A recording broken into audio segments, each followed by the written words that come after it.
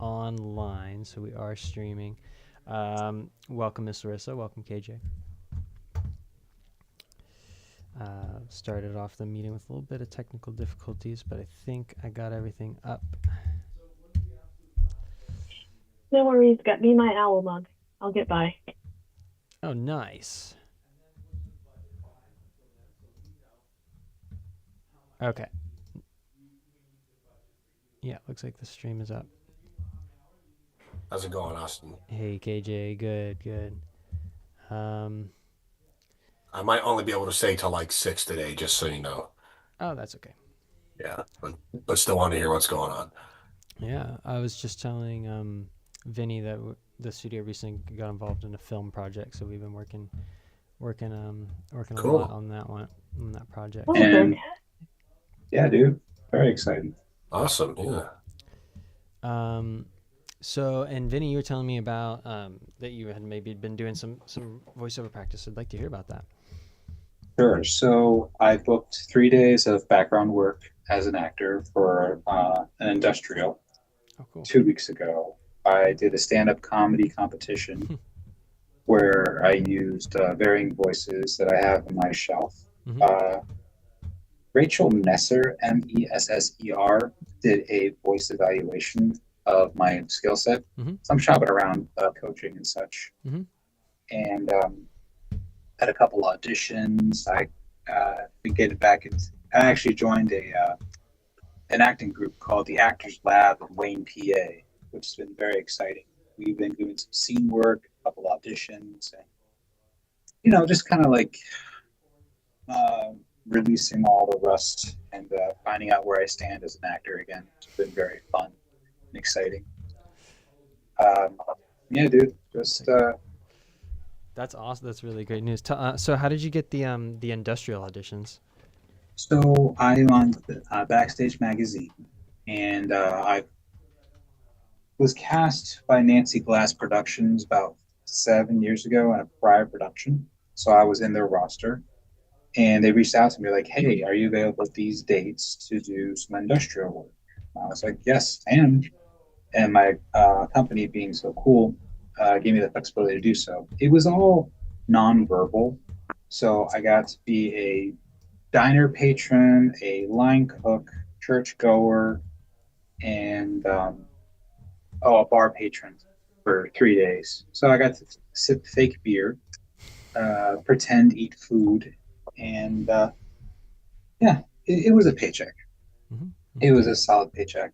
Um, and then Sunday, I did a stand-up comedy competition that I found out through Helium Comedy Club in Philadelphia. They were like, "Hey, chance to make 3 grand, get to be on stage for 5 minutes." And me being me, I got caught up in it, started talking too much, and got disqualified in the first round. But it's not fun.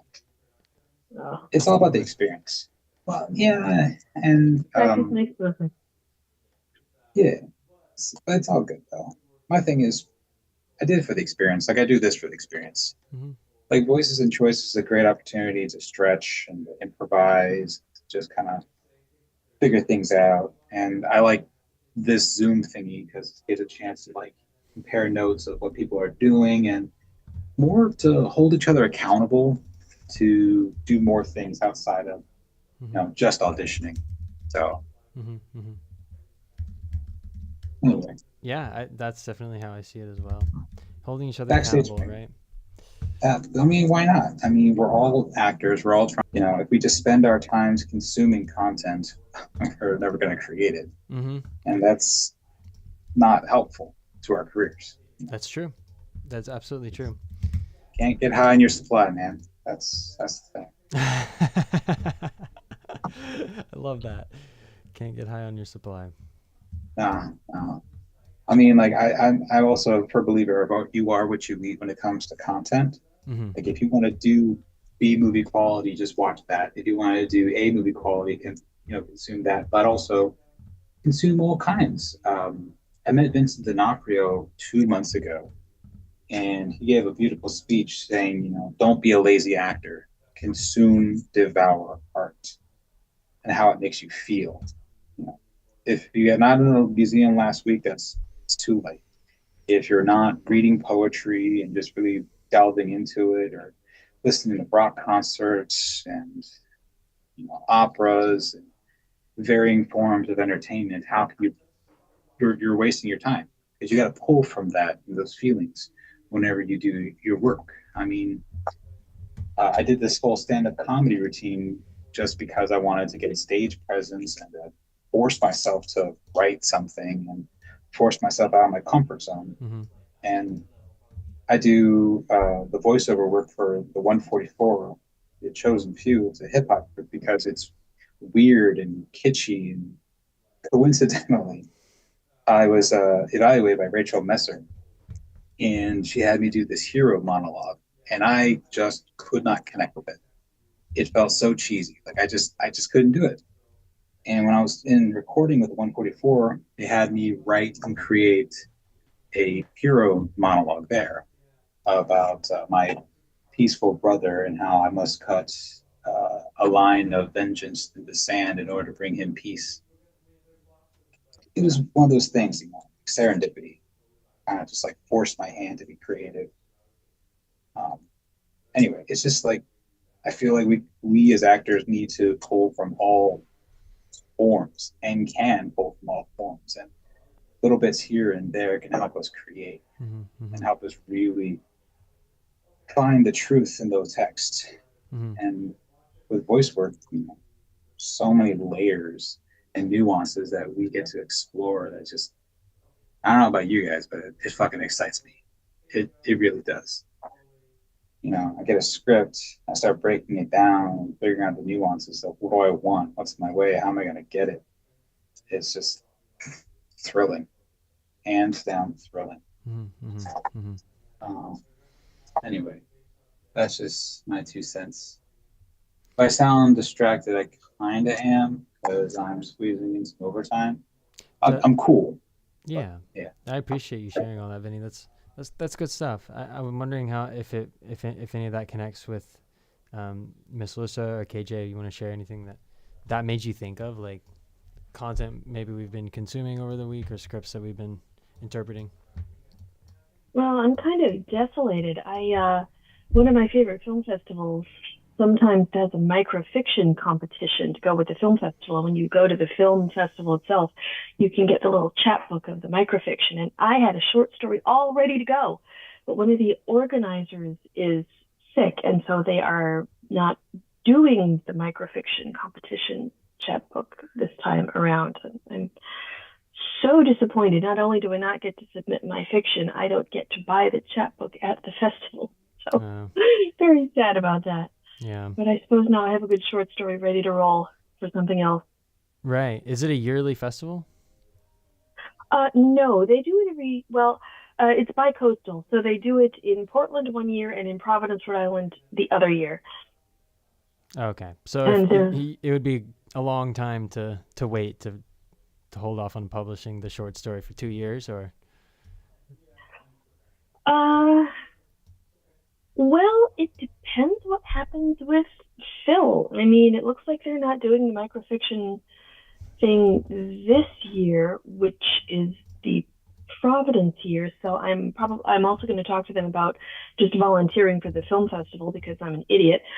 I live in Washington, D.C., so I can easily take the train up to Providence, Rhode Island. It's a nice trip, and enjoy the film festival up there. Providence is a lot of fun, and but the Portland Film Festival, I don't know about that, but I could always submit, if they do the microfiction competition next year, I could always submit the story, even if I wouldn't get to enjoy the festival in person and tear my hair out volunteering.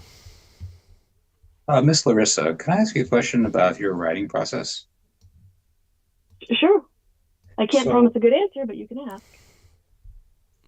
Well, someone once posed to me that when you are writing, and it happened to me, like when I was trying to write my stand-up, I came up with like 4 or 5 different other ideas that just kind of resonate with me.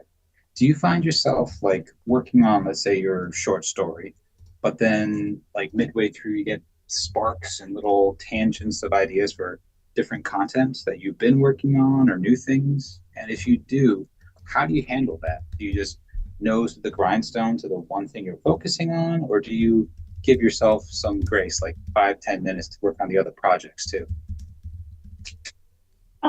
Well, all of the above. What I do is I use notes on my Mac, and so anytime I get an idea, I chuck it into a note, even if it's not a very good idea, if it's only half an idea. And so,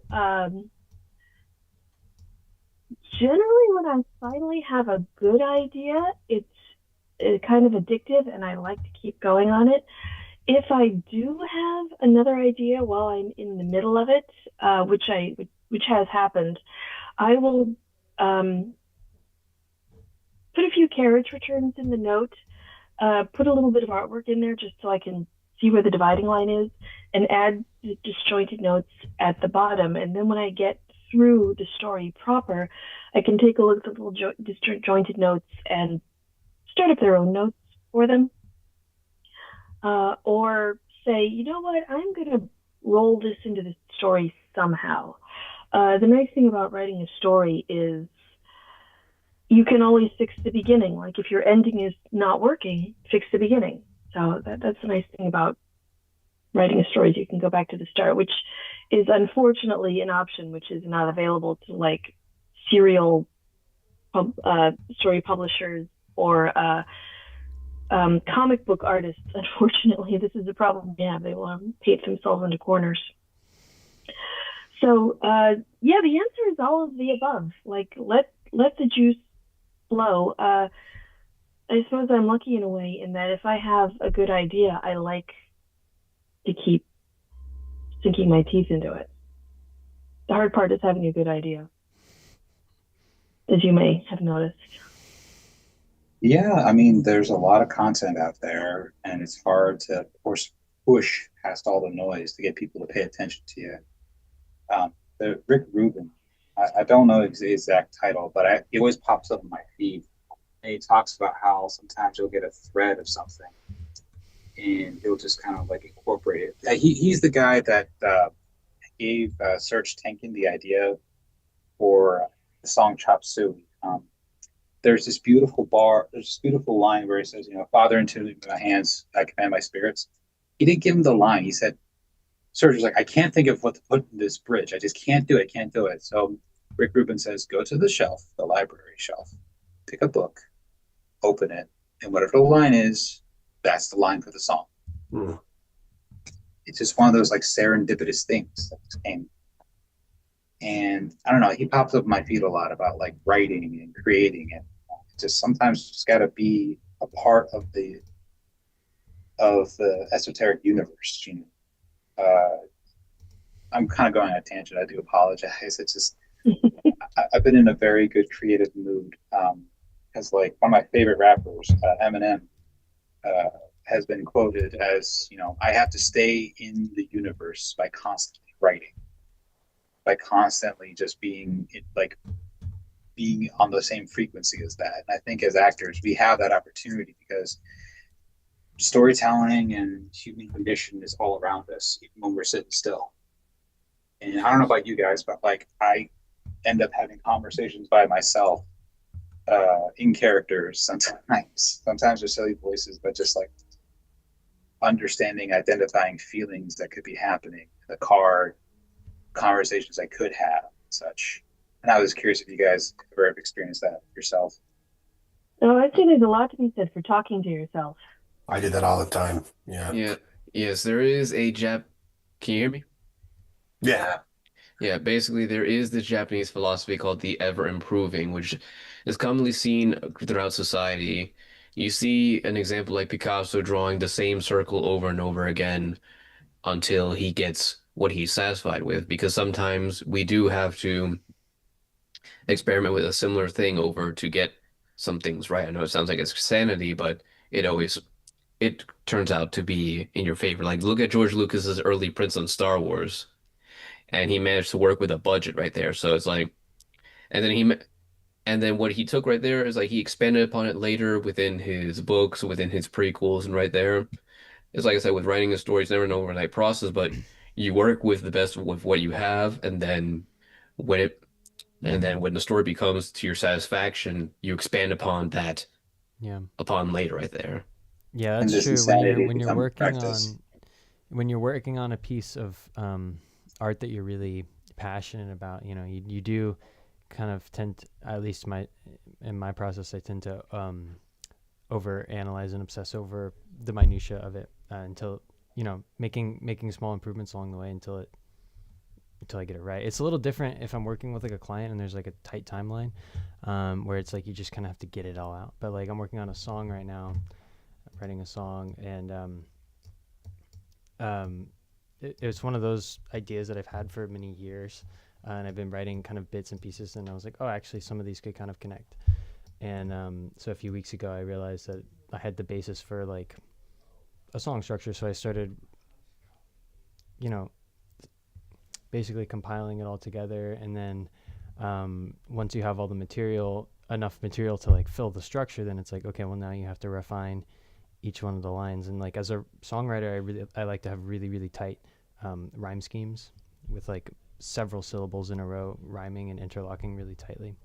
So it takes a lot of time of just like repeating the same phrase over and over again in your head, and workshopping what different syllables would sound like, what different words, how different words would change the nuance of what you're writing. So Yes. kind of like poetry, Well, you have to Austin, like do you figure it ever out. like sing Weird Al's Hardware Store to yourself to learn how to keep things really tight? Weird Al's Hardware Store. I've never heard that actually, but now I'm Oh so my there's a curious. great God, great it part of is, that yeah, song. Google it is like Eminem likes to say that he's the greatest rapper of all time, and Weird Al is like, hold my accordion. it. And like, yeah, I guess Oh, it's a but good place to bring it up in a voice acting form, because if you can speak through Hardware Store by Weird Al, you can speak anything. Hmm. That one section where he lists all the things in like one breath, right? Yeah, Hmm. And yeah, that I that mean, he uh, passed out after that, which sounds apocryphal, but it's fun to think about. and this and that's the part that I He like never about does Weird. that one live, if I recall him correctly saying. He's like, yeah, there's a reason we never do that one live. I think, and then yeah, because Weird Al's behavior reminds me of like how Adam West would do things. It's like he said, "I never need to say I'm Batman because people already knew who I was. I never needed to say it directly to people. I just let my actions speak for that." And that's what I love about that is like people who let because some people always think about over explaining because I'm guilty of this as well because I say it because I'm guilty of this as well with over explaining, but like with over you sometimes have to let your actions speak louder than your words, especially when in acting. And I know it's kind of hard because like what the hell are you talking about? You're reading a script as well. It's like yeah, you're reading a script, but you're also doing the actions as well. So it's not like there's no truth to that either. what's funny is last night I was in acting class, and we did this scene, and I was doing too much. And this one quote from Gordon Ramsay kept ringing through my ears: "Let the knife do the work." Same can be said for the words. Let the words have the value. The words are enough. Because when you feel the feelings, your face will show it. That's Yes, we. Like the shower scene in Psycho, let the knife do the work. Exactly. Or the axe if you're working on American Psycho.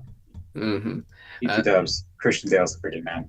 Yeah, I'm I love the practicing movie. script reading, and yeah, like it's hard. Like I get what you're saying, Vinny. You want the words to do Does. the work, but like Yeah. Austin watching Karen do that recording session last week, whenever it was, like that made me think. Like, yeah, like like the script is there and the words are there, but a lot of it is how you interpret it. Mhm. Because like watching her do like three takes each was interesting. That was a good process to watch.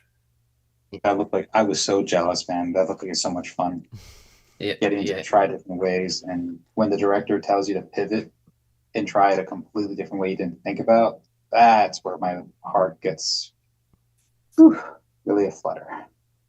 That's yeah. the fun part. That's the challenge. Correct.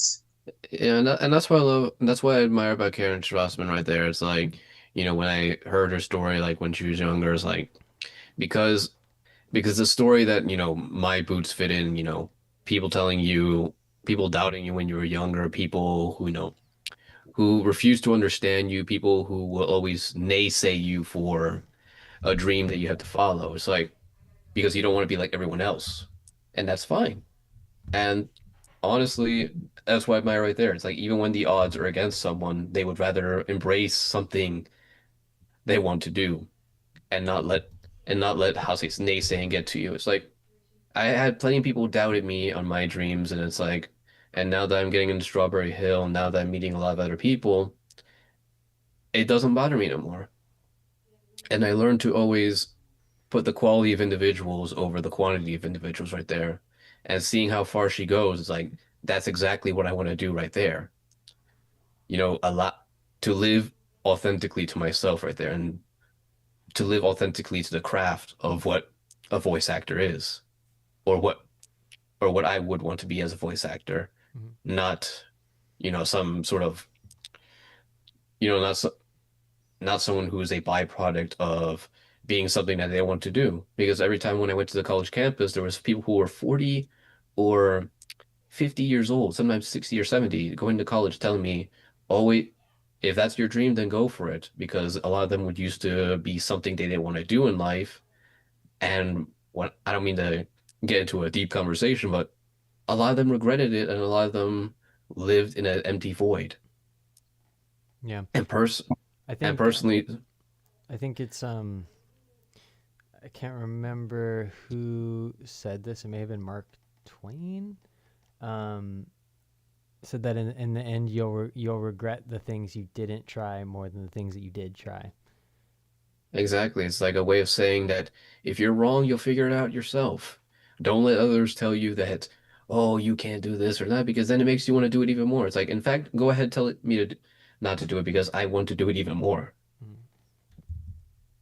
Because of the Gotta look at fact, the balance, you gotta balance out the day necessities and chasing the dream. It's tough. And I don't know about you guys, but like I have a hard time like not comparing myself to others. I'm like, well, why am I not further than I am now? I'm fucking alone in a warehouse putting decks of cards into little plastic sleeves for some extra overtime. it's like a tree. It's not an overnight process. Trees don't just grow, by say overnight. And it's like my uncle likes to use the steak analogy right there. Even if you're vegan, there's still vegan steak. I mean, would you rather cook it in a microwave where it's like, yeah, it gets cooked faster, but then you get a sour, bitter taste over time. And then even if you cook it on the wood steak, it might be slow, but at the same time, the savory flavor will always remain there because you took your time with it, you balanced it through. And people who often take their time with certain stuff right there, with their talents, with their crafts, have a better time than those who rush through things in life. Because when you rush through things, it doesn't last that long. Cheapens the experience. Hmm. It's not Yeah, as well Oh, done. Vinny, I have a part Yes. two to the answer to your question. Yes, please. Um, I got a good writing coach. I emphasize good. And so part of what's stimulating in writing and working up a story, writing is rewriting. You check something down and then you make it better. So part of what keeps me going is looking forward to her feedback, and again, I triple emphasize the word good writing coach. I've had any number of people who would proofread. This happens a lot when you work in a corporate company. There's people who don't do anything. And so someone says, "I'll give it to what's his name over there to proofread your stuff." And what's his name comes back. And if you've made a typo, like you used were, WERE, when you meant to say we're, WE apostrophe RE, just oops, you left out the apostrophe, you'll get people who come back with you with a 20-minute lecture on the history of the apostrophe. And you're like, typo, I get it, go away. But this coach who I Yeah. got doesn't do that kind of nonsense. She saves it, she will go through my stuff and she will correct my typos. And if I meant to do that. I'll just correct it back. I don't argue about it with her, but she will save her commentary for the real meat of the story, like the pacing, the theme, the characterization. So it's kind of like a Pilates or a yoga coach. If you get a bad one, you can really hurt yourself. You've got to weed through them and find a really good one, because that adds excitement to the process of not just having some fun writing for yourself, but looking forward to the feedback from someone whose opinion you actually respect. Yeah. Yeah. And especially when like it's someone that sees your growth as a writer, that sounds super, super exciting. I'm so glad for you that you found that mentor. That's pretty freaking awesome. Mhm. She is priceless. She really is. Like I don't send her a lot of writing a month. It's just a little bit, because it gets expensive. But just knowing that I'm going to get good feedback on a little bit of writing a month is really exciting. Yeah, it is true. Always have the people who have the best interest right there, because you want someone who actually cares about their craft than people who's like, okay, this is terrible. Now give me my money. Because, and I'm glad you found that mentor right there, because, with my life coach, I mean, I remember I wasn't the same person I was 2 years ago. And she always made sure that I wanted to do what gave me purpose in my life by giving me ideas and encourage me right there. And that's how I got into the voice acting. That's how I got into the Strawberry Hill right there. Because, of course, these people will get paid, but at the same time, you want people who actually live to do what they Oh no. what they say. Hey, Miss Larissa, I have a question for you. I mean, like, just from one theater writer nerd to another, do you have a specific like pen and notebook you use when you come up with your ideas, or is that just me and my craziness? Oh, be careful about going down that rabbit hole. I am a notebook maniac. I am Right? a Blackwing fetishist. Not Yes. only that, my husband for Christmas last year, he bought me the Diamond Ink Vine ink uh, advent calendar. So every day Yes. of December, I was opening a new little bottle of ink, and I had a special notebook where I was writing things to myself with a different ink. And okay, Yes. brace yourself. I'm in the H.P. Lovecraft Historical Society. I'm a lifetime member, and a thing we do amongst ourselves is we do Eldritch Elf. We can't do Secret Shoggoth because it was already taken, where you get assigned a random other lifetime member of the H.P. Lovecraft Historical Society, and you send them weird shit in December. And so I was having a great time drawing all kinds of stuff. Yes. So, That's, that's so baller. No, about 17 favorites. Yes. Something I would like to do someday, God help me, is do my own chapbook of my writing, book bound on parchment with my own stitching, my own bookbinding. I missed recently a Coptic bookbinding seminar at my local library. I just found out about it too late, and it was already full. Oh, no way, my neighbors are Coptic. And so, so I'm looking forward to, well, maybe I shouldn't say looking forward, but so doing my own bookbinding for my own, Vinny, you shouldn't have asked that question because No, I like Miss Larissa, like I've always wanted to hear you talk about stuff because you always are two ears, one mouth for your own reasons. But it's nice to actually hear you share this stuff. Yeah. I'm just, that's pretty baller that you do all that stuff for your craft. Well, like return for your craft, and it makes me feel better that I have one notebook for my 10 bits of gratitude I write every single morning. My what is it? Strong leader, good father, competent son journal, where I document when I've done good things for that. And whenever I write stuff for my podcast, I always use the yellow pads, the yellow legal pads, the big ones. And I use a certain pen whenever I write for the 144, and I use a certain pen when I'm writing my personal thoughts. Blue big pens. round tip if you guys are interested in giving me a surprise gift. I love the big pens. I can't get enough of them. I have a whole Staples worth of supplies because I go on back to school and I just get all the sales of them as much as I can. The problem is I don't know your mailing address. Well, we'll figure that out later. Oh man, someone else talk. This is exciting. This is very, very exciting. Hmm. I got a Anyone got question any? for you guys with the writing stuff. Yes. How do you submit a piece of writing that you've made? Because I've been writing this like novel story like on and off for years. Like my mom's a writer and she's wondering that too. I'm just curious. You guys know by any chance? Substack. Well, like you, I'm still writing. The first thing I'm doing is I'm submitting it with Strawberry Hill because I trust them, and I want to trust the people who brought me up before anything else, and then because it's like I said, this is gonna be an experimental one for basically a voice acting class that I want to see if we can do right there. And that's all it is right there because I'm planning on starting a YouTube video basically to promote this to see where it goes right there, to see if it's a hit or miss. And besides, if I'm wrong, I'll see where it goes. But probably Miss Larissa has probably more knowledge on it than anyone else does in this. I see the link you posted. Thank you, Miss Larissa.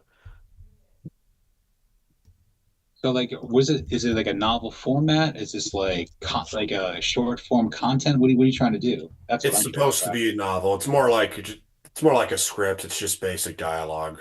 Like I said, That's the like thing. I started in college. It's been on and off for years. It's not like written in novel form. Just ideas I had. Well, like, what's your budget? I don't know. That's a good question. No, the reason I asked is because I legit have a go-to editor that I can hook you up with if you want. Oh, awesome. Well, it's not ready yet to be published, like in any No, medium. no. Like I'm writing my first book this year, and I'm using her to edit my stuff so that it'll be ready to publish by November. Cool. But yeah, no, dog. I think it's great. Definitely put pen to paper. And the best suggestion I was given was find someone you trust to edit it, and then when you get the first draft, start sending it to your friends to get their opinions on it, and make adjustments as needed. And then when you have a budget like I don't know, like $100, go on Fiverr.com, be like, hey, need a book editor, and then shell it out there. And Okay, then so pay to play stuff. All right. yeah, that's what I mean. Like, don't worry about don't you ever heard the phrase, don't put the cart in front of the horse? Mm-hmm. That's what you're focusing on. You're focused on the end result. Focus on getting the damn thing out. Be proud of it. And and there's copyright. It's yours. Hold on to your legal rights. That's yes, it. yes, Yeah, copyrighted. you can publish your own things. That's what you got to do. You got to protect your. Yeah. Okay. Awesome. Yeah. Thanks for sharing that, guys. Appreciate it. Oh, dog. You always feel free to ask, talk. I mean, like I come on this thing to hold myself accountable with my goals and everything. And, as much as I enjoy talking about how great Cowboy Bebop is, I like to talk about actual stuff we're doing for our craft, not just consuming. This is probably the most exciting community hub I've been on in a minute. It's like we're actually like talking real stuff. We're not just talking about like I've been trying to get my demos together with Raj, then I got a sore throat and a cold. That like put me back for a week. So yeah. Just Shit avoid happens, dairy. man. Yeah. Yeah, I do, JC. Yeah. Yeah, good. Like I said, plenty of ginger beer helps out a lot helps you go a long way. It's like I said, avoiding dairy is hard because I love pizza, I love all the stuff there, but it's like I always find substitutes with like a lot of Asian food because it's like I said, it's like I want to keep my voice intact right there. Are you reading your books aloud when you're just like not working on demos? Which Was one? that to me or Anybody? I mean, like, are you guys reading your books aloud just for fun? I do reading my Yeah, I poetry do. aloud. Yeah, this is a thing we used to do Sometimes. all the time. It was kind of we had always read out loud to each other, and my father and I would do all the voices. And actually, my father and I used to kind of have competitions of who could sort of overdo the voice. I Yeah. love Uh, that. oh, overdo the So voice like William Shatner. As you can So, see, Spock. no, not like William Shatner. There's I don't know if you've ever heard the French audiobooks for the Harry Potter series. The voice actor who does that is overacting so severely. I kind of can't stand it for any length of time, but for just, passing the book around amongst each other while we're cooking dinner, a bit of overacting is fun, but it also can oh, teach you what overacting feels like so yes. that you, yeah, Yeah, so you know what, I don't mean, do like this. every theater coach I've ever had has always said, start big and then pull back. We can pull you mhm. back, but like making you enlarge, it's going to be harder. Miss Larissa, that is such a fun thing. Are you and your dad still close? He died, I'm afraid. So, Ah, yeah. I'm sorry for your but loss. before he died, I ran him into the ground. Every time he came to see me like 4 times that year. I took him out to ball games, jazz clubs. God, there was one time my dad, in the last year of his life, he could drink me and my husband under the table. We used to go to a Spanish tapas place where they had a bartender from Barcelona where they did a martini evening. And one of the things they did was perfect martinis, which, is just a glass of gin in a cold glass. And I tried to drink mine, and it was like nail polish remover. I was like, nope, nope, I cannot handle this. Dad drank his, drank mine, drank my husband's. And so, That's, oh man, it sounds yeah, like a hoot. yeah, and so, but the poor guy, the rheumatoid arthritis was eating him alive, and so we went to go see the playoffs for baseball that year. He was a big baseball fan, and his knees were just gone. So my husband and I had to sit on either side of him, and every time there was a reason to stand up and cheer, we had to hoist him up. Poor guy, but I still dragged him out dancing at the blues club because just because you have rheumatoid arthritis, Dad, doesn't mean you get to crap out on going out dancing with your daughter. That is, I fucking love that. I hope one day you share that story in your stories. Yeah, that could be a Because those, story right there. Yeah. that's beautiful, beautiful, man. Really. Oh, Well, I think, Vinny, I'm not sure you were around when I told you this, but one time with Austin, I was telling about a thing that my father and I used to do together. It was a method for, I was about to say the slings and arrows of outrageous fortune, but it's more like the slings and arrows of basic life, where you're at a restaurant and the waiter is just not getting it done, or you try to park and there's 14 parking signs and you don't know what's going on. And so Dad and I had a thing where anytime we were starting to get mad about something, we would look at each other and go, maybe Dracula. So maybe the waiter isn't dropping our drinks and forgetting our orders because he's a jerk or he's an idiot. Maybe it's Dracula. So it is kind of too bad that he's gone, and I no longer have someone to look at when I'm waiting online at the DMV and they skipped my number to say, man, this DMV is a piece of junk. Or maybe Dracula. that's that's amazing. I don't know. You have Maybe a that's the concentrated inside it. you have such a beautiful view of the world, Miss Larissa. Thank you. Ne- No, thank you. mhm. I needed that today. It reminds me of how to say this. That my grandparents, coming from Spain because it's like they because Galicia is a Celtic part, they would have something in common with the Irish. The Irish would always say, even in the darkest hours, to always make a joke out of something, to keep a sanity right there. And that's what it is, right?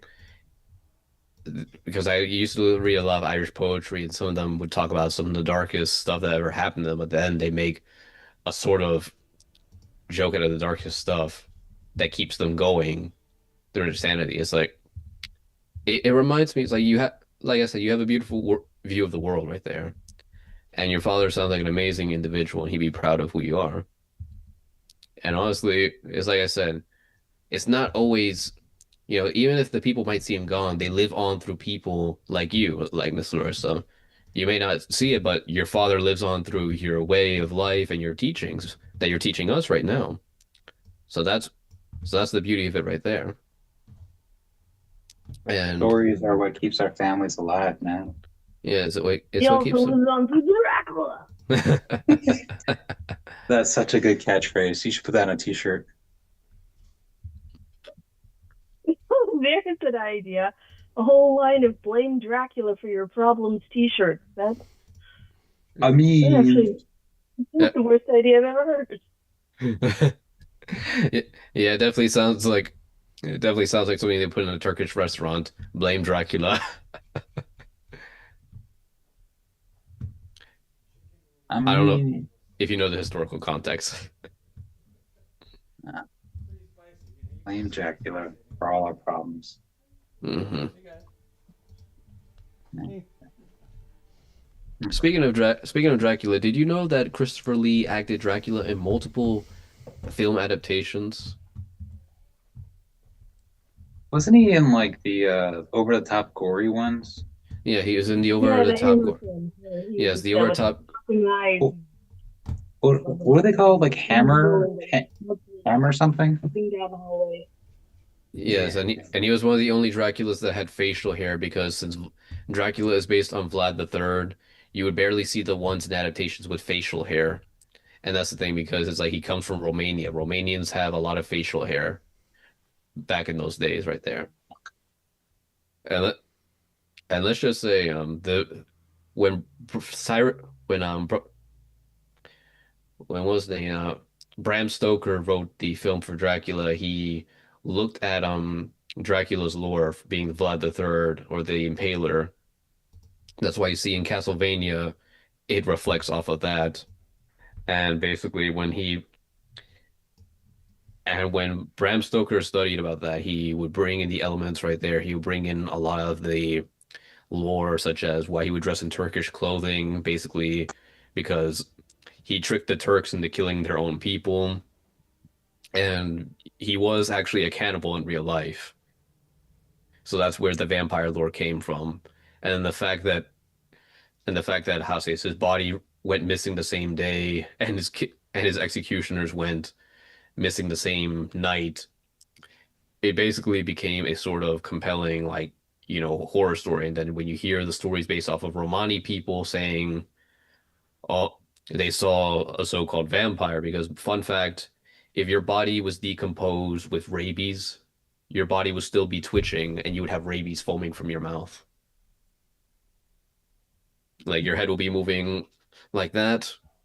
Well, that's what would happen right there. And it's and I always remember talking to Raj about that because since Romani people came from India, they would also have a similar creature that they would talk about over there. Uh, Austin, is Raj over there? Because it's like I remember I talked to him about that one. Oh, I don't know if I don't know where he went. I'm sorry. Yeah, like, He was working, but I thought maybe we scared him off. Me. I just stumbled onto Vampires. I was just getting caught up on my Some vampire. emails here. Vampires are spooky. I see, Miss Larissa, that you wrote a really nice critique of our ADR workshop with Karen. I actually Oh. hadn't had the chance to read it until just now, so I'm just looking through it. Oh. And I really appreciate how thorough you were. I think that this is really going to help us improve. improve. Yeah. Oh, I Yeah, did my good. best to keep it short. It's thorough, which is good, but not longer than it needs to be. Yeah, it's like the only thing I say is variety of character. She's a great teacher. All we need is like variety of characters. So that way, because I noticed in the Real Voice LA, we're always given a variety of characters to pick from. So that way everyone does something different, or people want to do the same one. But I'm always appreciative of her feedback. I'm always appreciative of doing the work over there. And it's like we say, you know, the second time is always better than the first. hmm Yeah, we're definitely planning on running this again, probably in October. It's not on the schedule yet, but yeah, we're gonna run the And- ADR workshop again. And more voices and choices. We gotta know what happens next. I know we're gonna do a few more of those this year. I got to get them on the calendar. I have one quick question. Oh, also quick introduction. My name's Ashley. Oh, Hi, Um, Ashley. Ashley.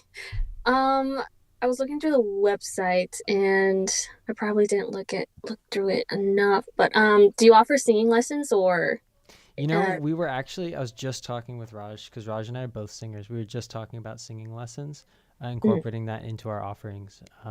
So that yeah, is super we cool. can definitely talk with you more All about that. Hmm. Hells yeah. Tara Strong is one of the fantastic actresses. She's also a fantastic singer. Ray Delisle, amazing singer. Jim Cummings. I mean, the biggest people in the business are amazing singers.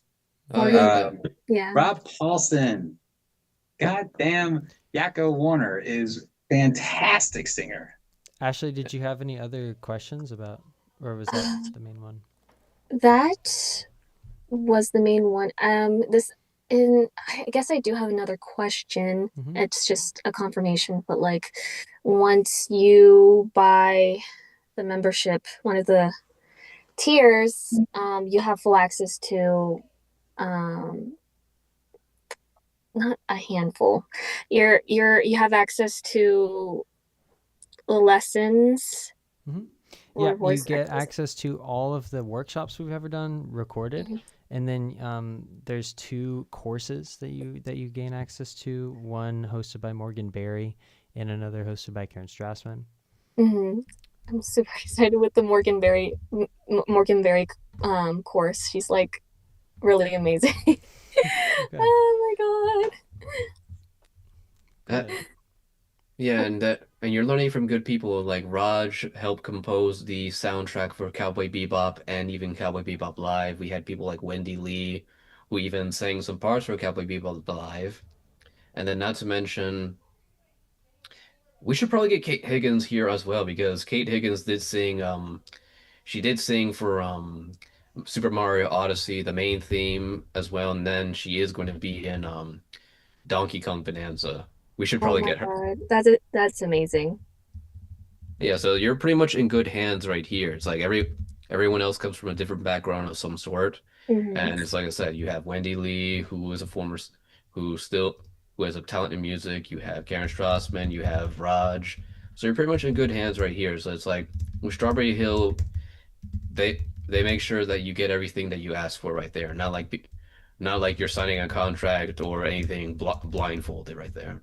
You Hmm. So see that, David? Take notes. We need more celebrities. We need more people with diverse backgrounds. We demand Rob Paulson. We demand Jim Cummings. Gray Delisle for life. Let's go.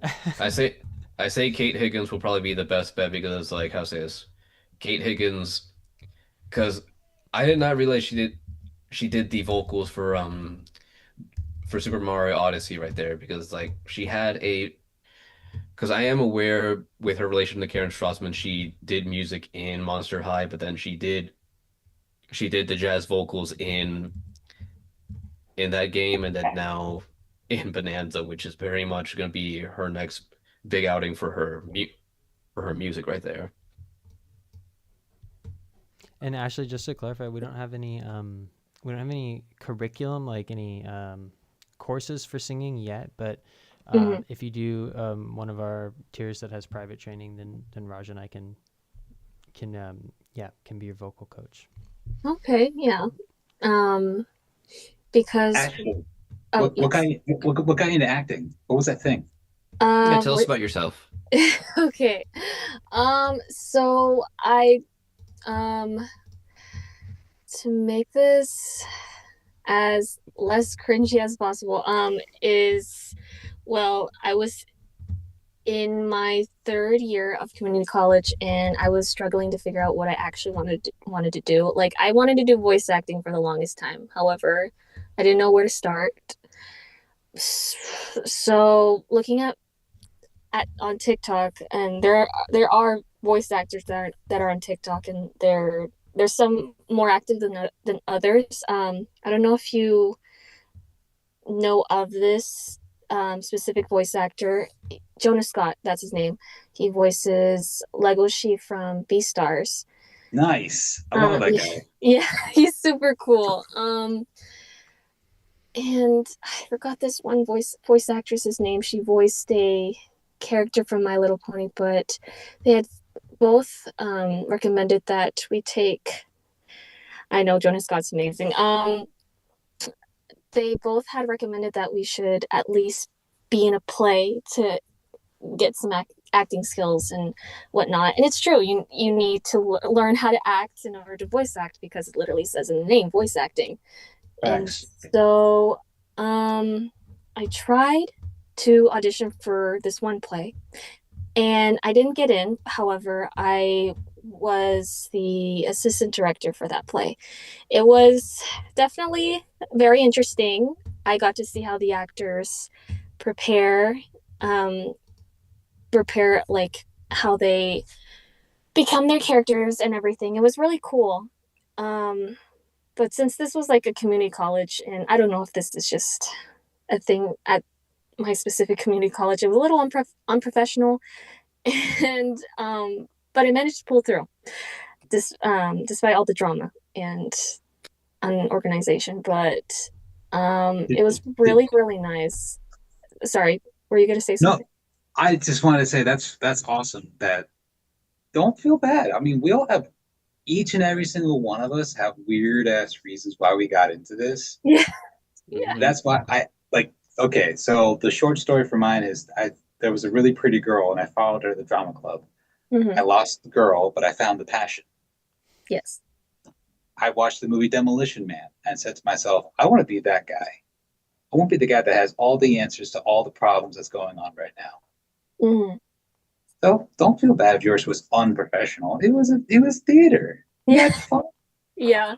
I was actually in this the second play that was upcoming, and I actually played one of the lead roles. It was really like sudden. It was really stressful, but I also had a really good time. I mean, it demonstrates the pressure and how like you have to like be defiant and learn to be able to portray a character and realistically like convince the audience like this is the character, not it's not you just acting or trying to act.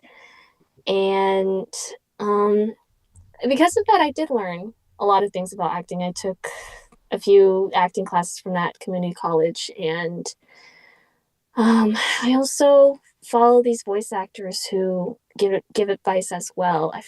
I keep on forgetting people's names, but they've been really sorry.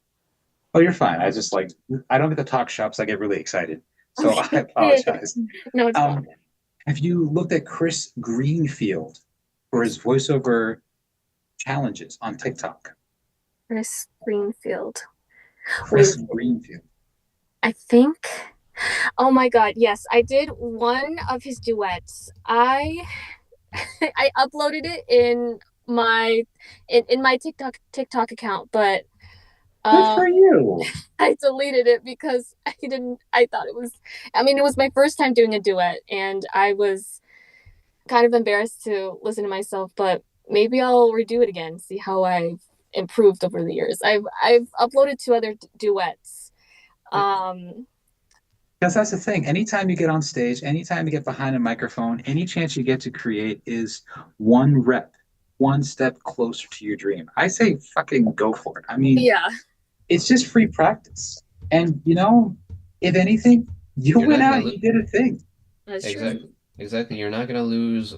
It's not like you're gonna lose $1 billion if you fail. It's not gonna like you're gonna lose a life if you fail because that's the thing. If you strain yourself based on how to say it's insecurities, you're not gonna get anywhere.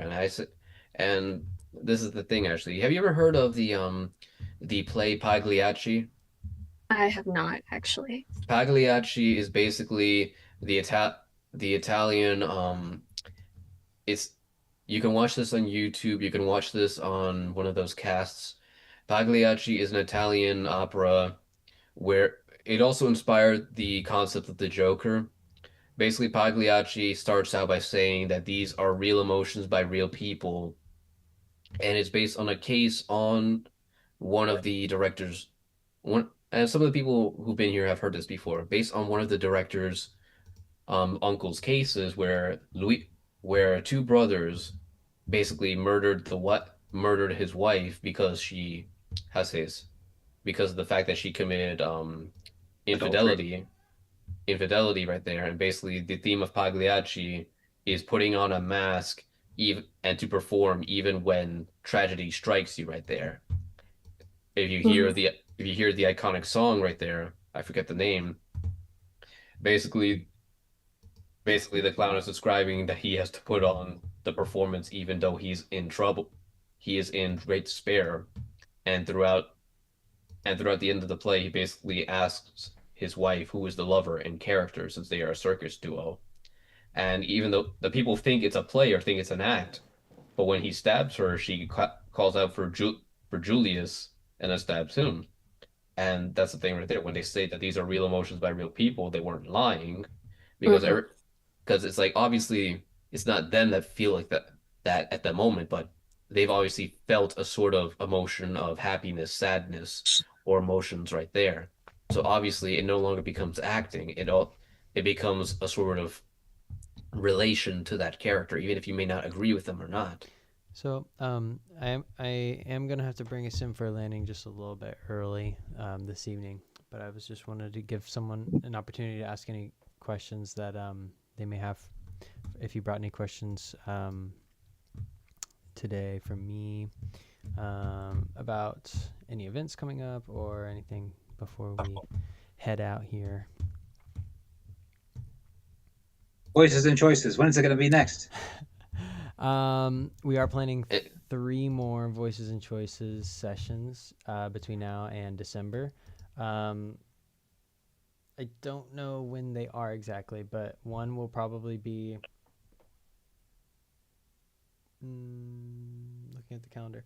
One is probably going to be in August. Yeah, and actually we're gonna move them to Wednesdays, I think. So it'll be a Wednesday in August. I guess I can pick it right now, actually. and what about the how to say this, the D&D? That's what we're talking about. Yeah, Voices and Choices. Let's see, Raj. Oh, actually, this would be a good day for it. Oh wait, no, it won't be in that day. I did go to the webinar that featured Wendy Lee. It was super cool getting to I think hear her story. Oh, good. Yeah. I never would have guessed she would voice Konota from Lucky Star, but that just goes to show that like her range is freaking amazing. Like I really hope I get to have a range that like awesome. Whoa, whoa, whoa. First of all, stop that. Stop limiting yourself. You have no idea. You have just begun your journey. And True. what's going to be crazy is this. You're going to be able to play certain roles really fucking good right now at your age range and your skill level. And as you age, your voice is going to evolve, your brain is going to evolve. And soon enough, you're going to have a gigantic cornucopia, for lack of a better term, Mm, of characters you're going to pull from and life experiences. that's very true. Lock and in, baby doll. You're going to Yeah. be in for a hell of a ride. I really do need to lock in. Josh, and when I took classes with Joshua Seth, he says your voice is like a muscle. It Just is. like with everything else, you build it up over time, so it's not an overnight process. That's You're So, going very to do so good. You're going to do so good. Thank you. mm, Y'all are gonna do amazing too. So, absolutely. Actually, I just dropped a YouTube link in the chat. It's Mike Judge, who's a renowned voice actor and creator, finding the voice for yes. Boomhauer. But if you Google like Mike Judge finding the voices for characters, you find all kinds of things. And so it's really great to listen to him like on his journeys of finding voices and the things that he plugs into other things. So it's yeah, highly recommended. And he's always really funny when he tells the tales as well. That And guy's I just amazing. scheduled the next roleplay workout. I'll put it in our system so we can register for it. But it's going to be Wednesday, August 20th Oh, kick ass. at So, 5:30.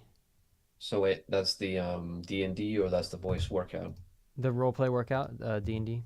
It's Okay. Voices and Voices choices. and Choices, similar to D&D. I mean, that's what you call it, so I figure that's what we should call it. Yeah. And Ashley, if you ever, you should totally join us. We're just a bunch of voice actors in a room having a time of our lives, rolling dice and figuring out what's going on. David Austin David is very good about holding us by the hand in Dungeons and Dragon lore so we can get things done. So, Is it members only or? Members can play for Free. free. And then Okay. it's like $30 a ticket if you're not a member. Okay. All Yes, right. but yeah, it's all in good fun. We don't eat each other alive. It's not that type of D&D, so it's like it's all for the fun of the game. It's all for, to help us out with our journey as well, because you have to experiment somehow to get yourself in a better position. Definitely. and Ashley, if I might suggest, start reading books aloud just for fun. Read everything aloud so you get more comfortable with your voice because you're gonna have to live with it for a while. Yeah. And, Yeah, Josh And- was. yeah. I'm sorry. No, yeah, it's all good, buddy. I get to talk shop. I don't get to talk shop. I'm too excited about this. Yeah, me Someone too. else talk. Yeah, Oh fuck, yeah. man. This is like Joshua Seth says you have to learn to appreciate your own voice, because if you can't appreciate your own voice, then what's the point of being a voice actor? You're gonna have to learn to live with your own voice, and that's what it is. You could build it like a muscle, like sort of like building up your own muscles right there. Don't focus on everyone else looking better than you. They could be inspiration, but don't look at it as a way of saying, why don't I have that? Why don't I have this? Because it's never really an overnight process with that. Yeah. All right, guys. With that said, I'm going to go ahead and close out the meeting. It's been a great conversation. I think we all got a lot out of it, and just looking forward to what's in store for next week. So see you all here. You can use the same link to register if you use the link to register, and or just keep an eye on your emails, and we'll see you next time. Okay. All right. It was nice meeting you all. Nice meeting you as Thank you, well. Austin. All right. Come back.